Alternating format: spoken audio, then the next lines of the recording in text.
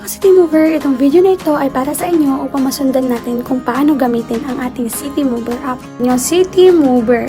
And then, pindutin lang po natin yung search. Ito po. And then, City Mover Home. Ayan, nakikita nyo po ba? 3 guhit sa taas. Register tayo. And, I am looking for a job.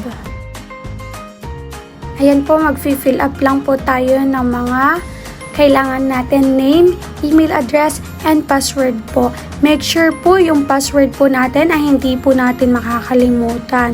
Tapos po, ang email po natin.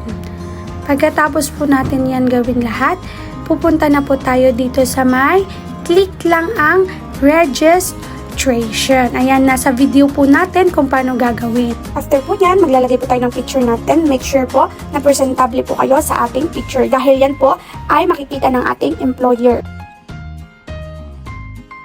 Kita po ba natin ang next dyan? Ayan, pindutin lang po yon at maglalagay po tayo ng your preference, job, and my skill duties po.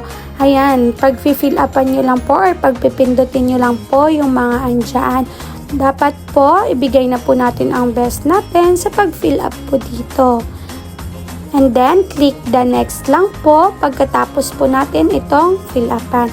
Makikita po natin yung working experience natin dito, yung mga nakaraang trabaho po ninyo. Yun po ang ilalagay nyo po rito.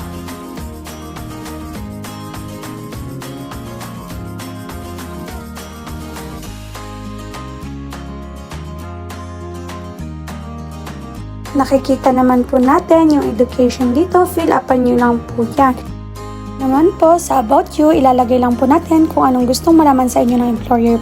Once finish na po, pindutin lang po natin ang freebies zero pen and subscribe po tayo upang maipost po ang ating bio data sa ating website. Out na po natin at makikita po natin sa Find Employers ang ating fill upan kanina. Makakahanap na rin po tayo ng mga employers natin.